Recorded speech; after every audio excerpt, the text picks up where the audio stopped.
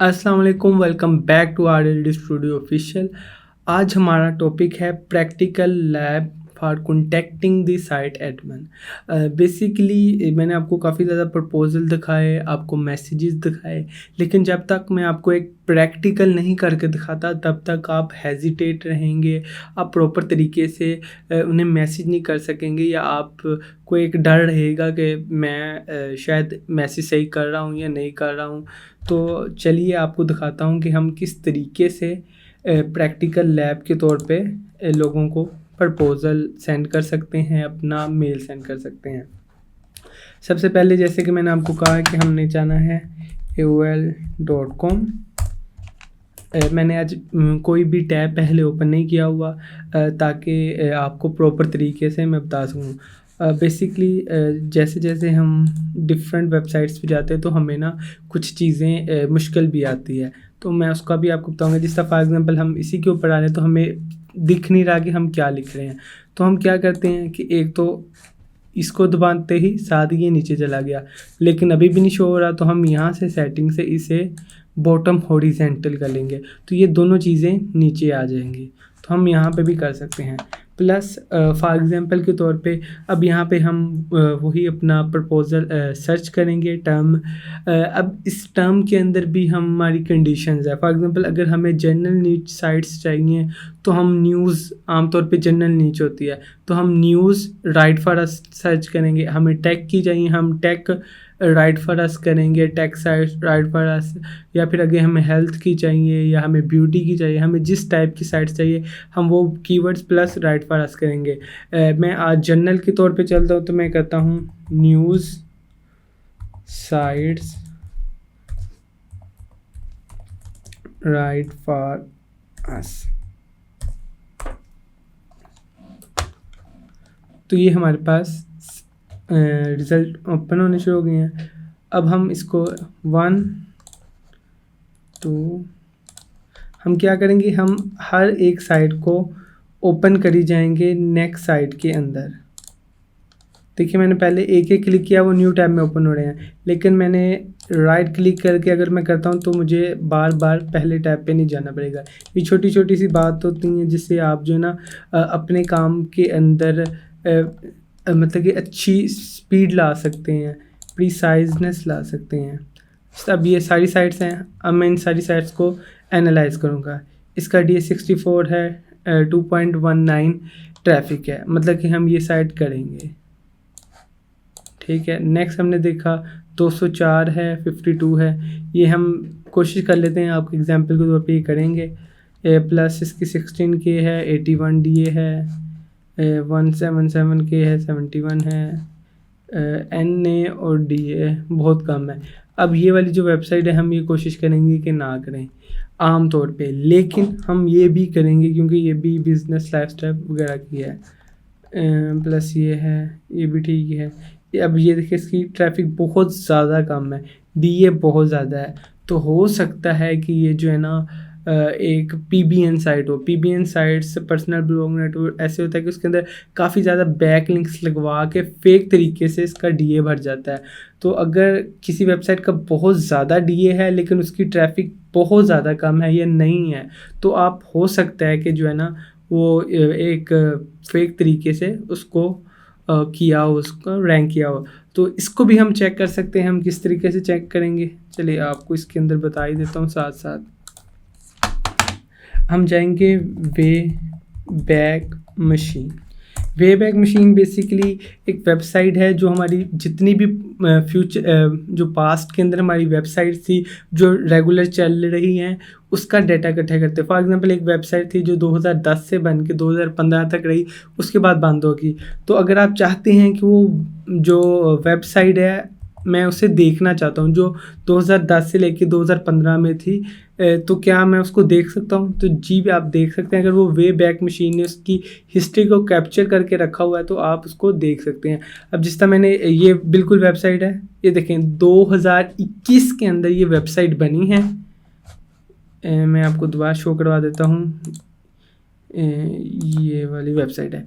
अब ये 2021 में वेबसाइट बनी है, सिर्फ 1 साल हुआ है और इसका DA 60 है। इसका मतलब ये पीबीएन साइट है, इसको फेक बैक लिंकिंग्स की वजह से इतना ज़्यादा इसका डीए आपको बढ़ा दिए। ये आपको बहुत अच्छी एग्जांपल मिल गई। अब इसकी ट्रैफिक चार्ज इसीलिए है क्योंकि इसको फेक इररेलेवेंट लिंक्स दे के बहुत ज़्यादा ऐसे, इसे कहते हैं ब्लैक हैट एसईओ के, इसके अंदर बहुत ज़्यादा आप इररेलेवेंट लिंक्स लेते हैं। उसके जो मोज़बार का एक एल्गोरिदम है उसके मुताबिक वो देखता है कि इसको कितनी डोमेन्स रेफ़र करी है, वो बस डोमेन रेफरिंग को देख के आपका डीए तो 60 कर देता है। लेकिन वेबसाइट किस टाइप की होती है, वेबसाइट 2021 में बनी हुई है, मतलब कि इसका कोई डाटा नहीं है। लेकिन फॉर एग्जांपल अगर हम एग्जांपल के तौर पे इस वेबसाइट को देखते हैं जिसका 70D है और इसकी ट्रैफिक भी बहुत ज़्यादा है, तो ये हमें क्या चीज़ दिखाएगी, वे बैग मशीन हमें दिखाएगी कि ये वेबसाइट कितनी देर की बनी हुई है। तो ये देखें, अब ये वे बैग ये 1999 की वेबसाइट है, इसके अंदर ये चलती रही। 2009 में इसको बहुत ही कम हो गया इसका, फिर ये चलती चलती अब 2020 में बहुत ज़्यादा इसका रूज है और 2021 में काफ़ी ज़्यादा इसका रूज है। तो हम इस तरीके से एनालाइज करते हैं कि कौन सी वेबसाइट जो है वो फेक तरीके से प्रमोट हुई है और कौन सी वेबसाइट जो है वो सही तरीके से प्रमोट हुई है, ये भी आपको पता चल गया। तो बेसिकली हम ये वाली वेबसाइट अब नहीं करेंगे, ये वाली। अब इसका भी ठीक है और इसका भी ठीक है। अब आपको बेसिकली पता चल गया होगा कि हमने किस टाइप की वेबसाइट्स करनी है।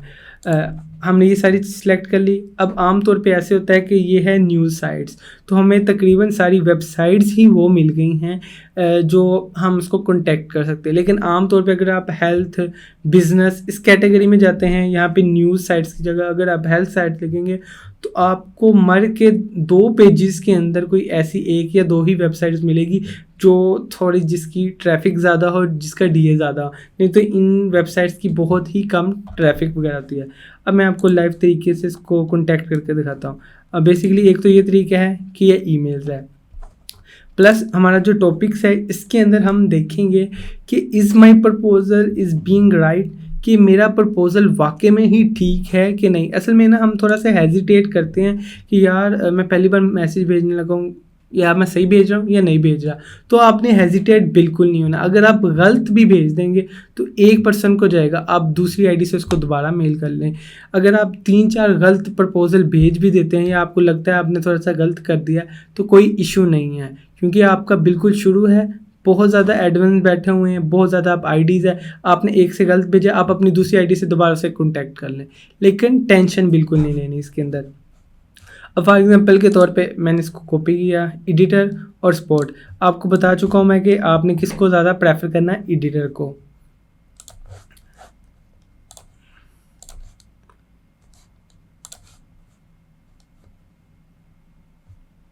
कंपोज वी। अब आप सब्जेक्ट के अंदर क्या रखेंगे, आप सब्जेक्ट के अंदर, एक मिनट, न्यूज़ बिज, ये है वेबसाइट। सब्जेक्ट के अंदर आप इस वेबसाइट का यूआरएल रखेंगे, ठीक है, प्लस आइडिया नीड।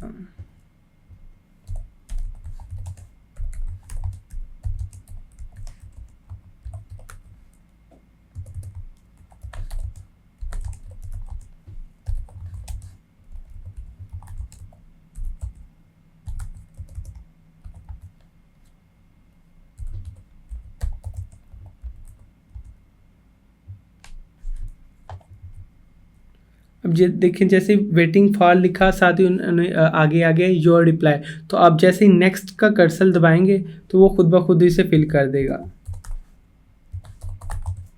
रिगार्ड्स, ठीक है। अब ये एक सिंपल सा प्रपोजल है, इसके अंदर मैं इसको सेंड कर रहा हूँ। बिल्कुल हेजिटेट नहीं होना। अगर आप थोड़ा सा ऊपर नीचे भी कर देते हैं, आप बेस्ट प्राइस लिख लेते हैं, एंड पे थैंक्स एंड रिगार्ड्स लिख लेते हैं, तो इसमें कोई इशू नहीं है। ये एक वेबसाइट होगी, जैसे इसको कर लिया, इसे हमने क्रॉस कर दिया। नेक्स्ट वेबसाइट, ठीक है, एक चीज़ होगी। प्लस अब हम अपने टॉपिक के अंदर which email ID should I choose, अब इसके अंदर यह है कि जिससे लास्ट हमने देखा कि 2 ईमेल आईडीज़ थी, दोनों में से हमने एक चूज़ किया।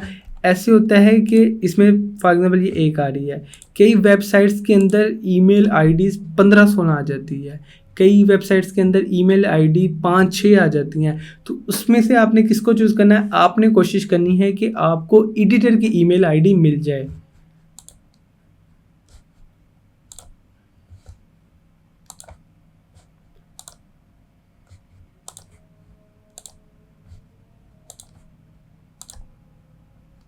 जिस तरह फॉर एग्जांपल ये 2 है, इल्सी और सैम। अब इसके अंदर हम देखते हैं कि हम कौन सी को ईमेल भेज सकते हैं। एडिटर वाइवा ईमेल, ये देखें यहाँ पे बताया हुआ है कि सैम क्या है, सैम एक एडिटर है। इसके अलावा हम देखते हैं press release distribution. In short इसके अंदर इल्सी का कहीं भी जिक्र नहीं है, लेकिन सैम का जिक्र है कि वो क्या है, एडिटर है। तो हम इसके अंदर किस वेबसाइट को किस ईमेल को चूज़ करेंगे? हम सैम को चूज़ करेंगे। प्लस कई बार ऐसा भी हो जाता है कि आपको 2-3 ईमेल्स मिल जाती है, लेकिन आपको श्योर नहीं होता कि ये एडिटर है या ये एडमिन है या ये कौन है। तो आप क्या करते हैं, आप तीनों को सेम जो है ना ईमेल सेंड कर देते हैं। इसके बाद हम जो है वो नेक्स्ट देखेंगे कि how to fill form with proposal. एक तो हमने इन दोनों में से चूज़ कर लिया कि हम सैम को करेंगे। प्लस इसके अलावा हमारे पास कई जगह ऐसी आती है कि जहाँ पे आपको ईमेल नहीं मिलते, लेकिन उन्होंने एक फॉर्म बनाया होता है जिस तरह की ये कॉन्टैक्ट फॉर्म है, ये आपके बिल्कुल सामने है। तो हम इस कॉन्टैक्ट फॉर्म के अंदर अपनी डेटा फिल करेंगे और प्लस आपको बताऊंगा कि कौन कौन सा डाटा कंपलसरी है, कौन सा नहीं है। पहली बात तो ये जितनी भी चीज़ें हैं जिसके ऊपर ये छोटा सा स्टेरिक्स लगा हुआ है रेड कलर का, इसका मतलब है कि ये कंपलसरी है। जब तक ये चीज़ आपकी फिल नहीं होगी तब तक आपका जो डेटा है वो मतलब कि तब तक आप ये फॉर्म सबमिट नहीं कर सकेंगे। प्लस इसके अंदर कौन सी चीज़ ऐसी है जो आप प्रॉपर तरीके से फिल करेंगे और कौन सी जो है वो प्रॉपर से नहीं करेंगे। अब जिस तरह हमने बेसिकली मेल करनी है कैंडल जेनिफर के नाम से, तो कैंडल जेनिफर का हम डेटा फिल करेंगे। प्लस सिटी हम जो है वो कोई भी रख सकते हैं। अब फॉर एग्जांपल जिस तरह ये न्यू जर्सी हम कर देते हैं यूएस का।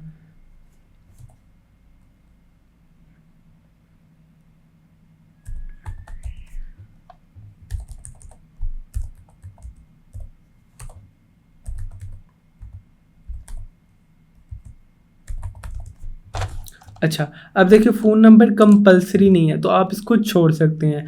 Plus subject advertising with us, right for अस, ठीक है। और उसके बाद कमेंट्स, अब आप यहाँ पे अपना जो है ना प्रपोजल सेंड करेंगे। फॉर एग्जांपल जिस तरह हमने अभी यहाँ पे प्रपोजल सेंड किया है, हम यहीं से इसको कॉपी करते हैं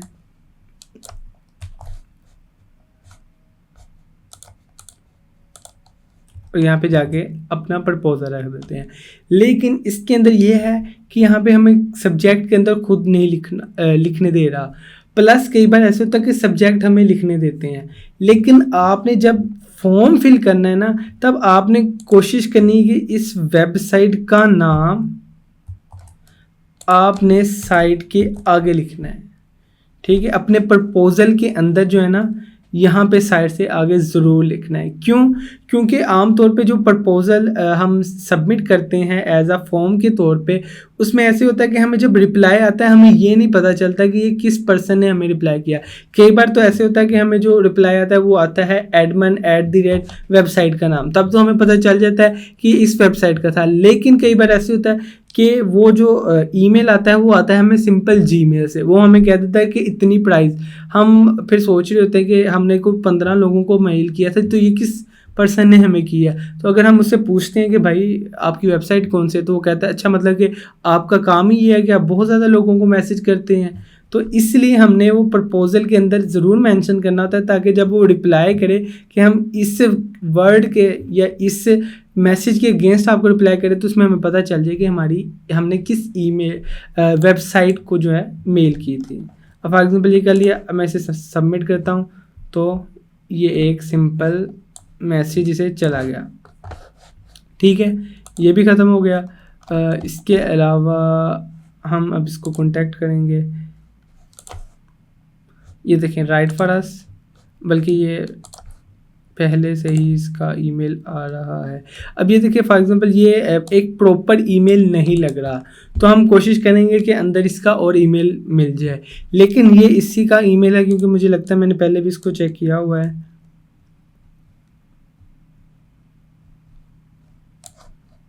कॉन्टैक्ट अस, ये देखें ये इसका ईमेल वही है जो इसने ईमेल हंटर ने बेसिकली इसको फाइंड करके दिया है।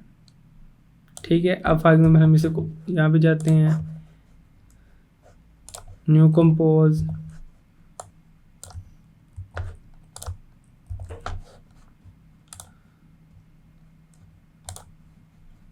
इस वेबसाइट का नाम, और ये हमने सेंड कर दिया। ठीक है, इसमें कोई हेजिटेशन नहीं है, आप सिंपल एक जिस तरह आम मैसेज करते हैं उसी तरीके से आप इसको मैसेज करेंगे। अच्छा, नेक्स्ट हमारा टॉपिक नेक्स्ट है ऑटो रिप्लाई। आमतौर पे ऐसा होता है कि जैसे हम मेल करते हैं साथ ही हमें एक मैसेज आ जाता है, उसके अंदर कई बार 2-3 टाइप के मैसेज होते हैं। एक तो वो कहते हैं कि आपका जो है ना हमने ये एक मतलब कि कॉन्टैक्ट नंबर बना दिया है, या आपका एक पोस्ट नंबर बना दिया है, या आपका कंप्लेन नंबर बना दिया है, तो आपको एक नंबर दे देते हैं। तो जैसे ही आप वो नंबर देके आप समझिए कि ये एक ऑटो रिप्लाई है। ठीक है, प्लस कई बार ऐसा होता है कि उन्होंने ऊपर मेंशन किया होता है कि ये एक ऑटो रिप्लाई है। प्लस कई बार ऐसा होता है कि आप उसकी जो बॉडी देखते हैं ना, आप जैसे मैसेज करेंगे साथ ही आपको रिप्लाई आ जाएगा, आपको इससे भी पता चल जाएगा कि ये एक ऑटो रिप्लाई है। कई बार ऐसा भी होता है कि ऑटो रिप्लाई के अंदर गेस्ट पोस्टिंग के रिलेटेड उन्होंने पहले मटेरियल रखा होता है, वो जिस तरह कहते हैं ना फ्रीक्वेंटली आस्क्ड क्वेश्चन उन्होंने पहले ही एंटर किए होते हैं कि अगर आप गेस्ट पोस्टिंग चाहते हैं तो ये लिंक है, अगर आप एडवर्टाइजिंग चाहते हैं तो ये लिंक है, प्लस अगर आपको कोई कंप्लेन वगैरह करनी है तो यहाँ पे जाएं। तो इस तरीके से उन्होंने ऑटो रिप्लाईज बनाए होते हैं। तो आपने कोशिश करनी कि जैसे कोई ऑटो रिप्लाई आए तो उसको मतलब कि ये क्या है या उसके ऊपर प्रॉपर गौर करने की ज़रूरत नहीं है, आप उसको स्किप कर सकते हैं। ठीक है, नेक्स्ट फेल डिलीवरी। आमतौर पे ऐसे नहीं होता कि आप मैसेज करी जाएं और वो हर पर्सन को मिल जाए, या फिर कई बार हमें ईमेल्स मिलती हैं वेबसाइट्स के ऊपर, लेकिन जब हम उन्हें मेल करते हैं तो हमें आ जाता है कि फेल डिलीवरी। एग्जाम्पल के तौर पे अगर फॉर एग्जाम्पल मैं यहाँ पे कोई भी करता हूँ,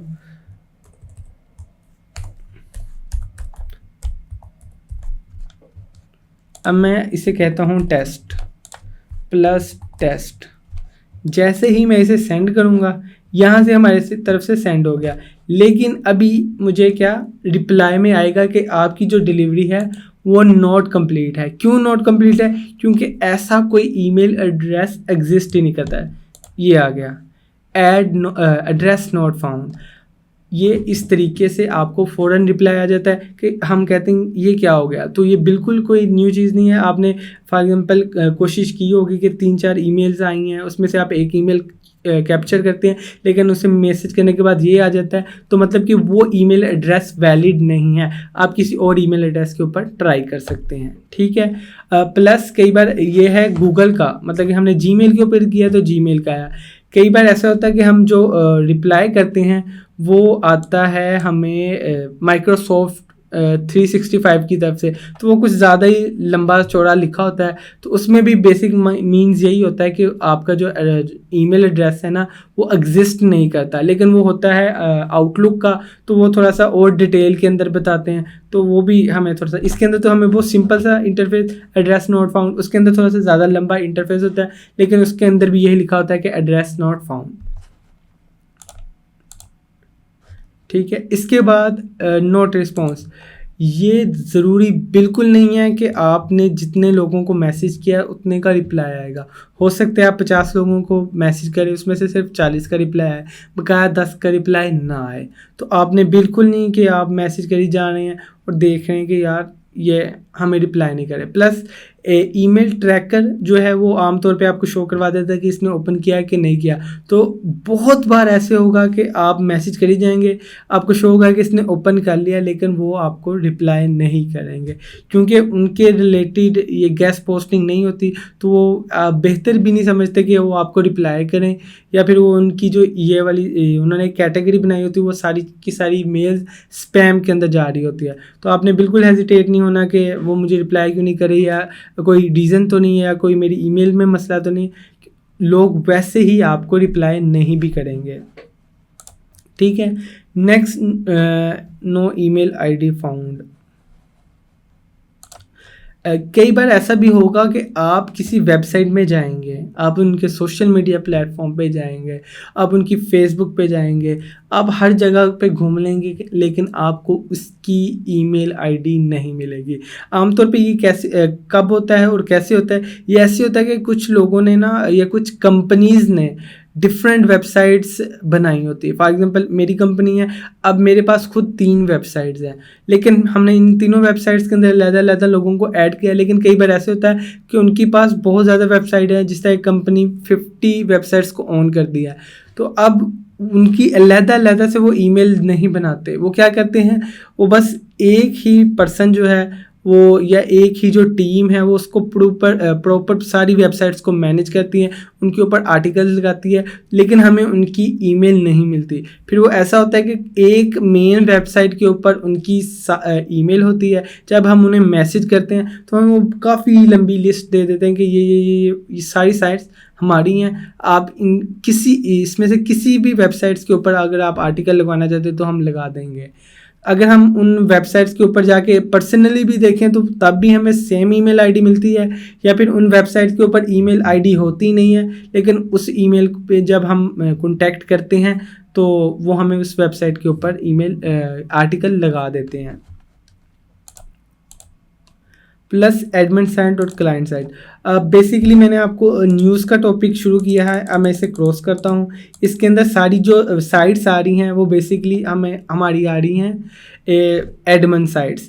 आम तौर पे आप कैसे चेक करेंगे? आपने सबसे पहले जैसे ही वेबसाइट खोलनी है, आपने राइट फॉर अस को ख़त्म करके, या कोई भी ऐसी चीज़ है, आपने .com तक चले जाना है। जब आप .com तक चले जाएंगे उसके बाद आपने देखने के सामने आर्टिकल्स लगे हैं कि नहीं। मेन इसकी यही चीज़ है कि आर्टिकल्स लगे होने चाहिए। अगर तो आर्टिकल्स लगे हैं तो आप इसको कह सकते हैं कि ये एडमिन साइट्स है। प्लस आपको जो एडमिन साइट्स होगी उसके अंदर contact for us, right for अस आम तौर पे मिल जाता है। राइट फॉर अस ना भी हो, कॉन्टैक्ट अस ज़रूर मिल जाता है। प्लस होम, लाइफ, फाइनेंस, इस टाइप की एक पूरी कैटेगरीज होती हैं। अगर आपकी जो साइट है वो एक जर्नल है या एडमिन साइट है जिसके ऊपर आर्टिकल्स पोस्ट होते हैं। जो क्लाइंट साइट होती है उसके ऊपर आर्टिकल पोस्ट नहीं होते। उसकी क्या क्या खूबियाँ होती हैं? आमतौर पे उसके अंदर साइन अप होता है, पेमेंट मेथड होता है लास्ट के ऊपर, उसके अंदर प्राइसिंग होता है, सर्विसेज का एक पोर्शन होता है, सोल्यूशन होता है, या फिर उन्होंने सिर्फ अपनी जो सर्विसेज है उसके रिलेटेड होते हैं, उसके ऊपर कोई किस्म का आर्टिकल नहीं लगा होता। हाँ, ये हो सकता है कि आपकी जो वेबसाइट है क्लाइंट की, उसके अंदर एक ब्लॉग का पेज हो, लेकिन उस ब्लॉग पेज के अंदर भी वो सिर्फ अपनी सर्विसेज को क्या करते हैं, उनकी बातें करते हैं, सर्विसेज को जो है ना वो अपनी एक्सप्लेन करते हैं। तो एग्जांपल के तौर पे मैं न्यूज़ साइट्स की बजाय हेल्थ साइट पे जाता हूँ।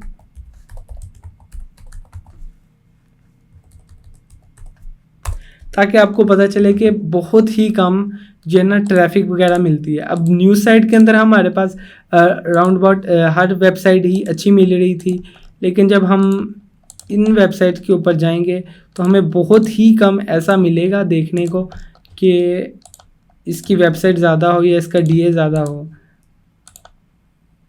ठीक है, दी हेल्थ केयर, इसका डीए और 64 है। ये एक प्रॉपर वेबसाइट। अब ये देखिए इसके अंदर काफ़ी ज़्यादा ईमेल है, तो अब इसमें से हम किसको उठाएंगे? एडिटर को, बकाया को हम नहीं उठाएंगे। ठीक है, नेक्स्ट आ जाएं। अब इसकी 2.63 है, इसका डीए बहुत ज़्यादा कम है। लेकिन क्योंकि ये हेल्थ की साइट है, मैंने आपको बताया भी था कि डिफरेंट साइट्स के डिफरेंट टाइप की जो है ना डीएज हो सकते हैं। अब ये साइट मेरे ख्याल से ओरिजिनल है, प्लस इसके अंदर ये देखिए मार्केटिंग, वर्डप्रेस, हाउ टू, ये सारी कैटेगरीज हैं। तो हमें ये एक जनरल टाइप वेबसाइट है, ठीक है।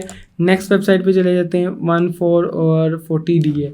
अब ये भी एक प्रॉपर साइट है, इसके अंदर भी कॉन्टैक्ट फॉर अस, और ये भी एक एडमिन की साइट है। ये भी एक मिनट, राइट फॉर अस। असल में बेसिकली आपको लग रहा होगा मैं इसकी मेन पेज पे नहीं जा रहा यहाँ से।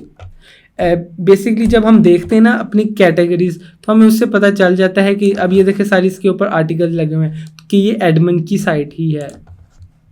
अब ये देखिए इसकी वेबसाइट का क्या है, एन ट्रैफिक है और 21 डी है, मतलब इसकी ट्रैफिक बिल्कुल ही नहीं है।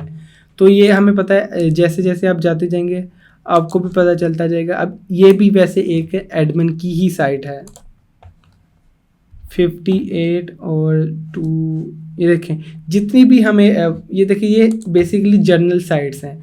लेकिन जब हम किसी स्पेसिफिक हेल्थ की साइट के ऊपर चले जाते हैं तो हमें बहुत ही कम ट्रैफिक को देखने को मिलती है।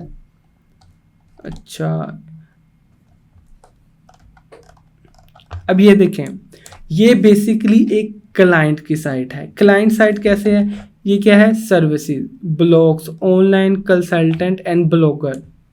बेसिकली ये बता रहा है digital marketing, reviews, personal stories, my latest blog post.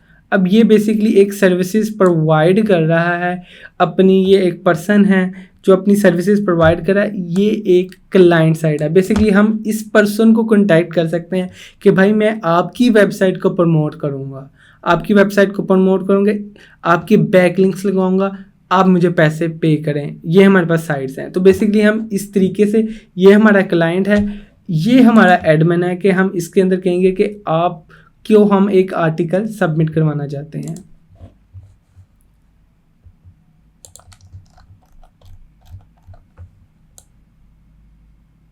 अच्छा, इसके अंदर हम सबसे पहले मेन पेज पे जाएं।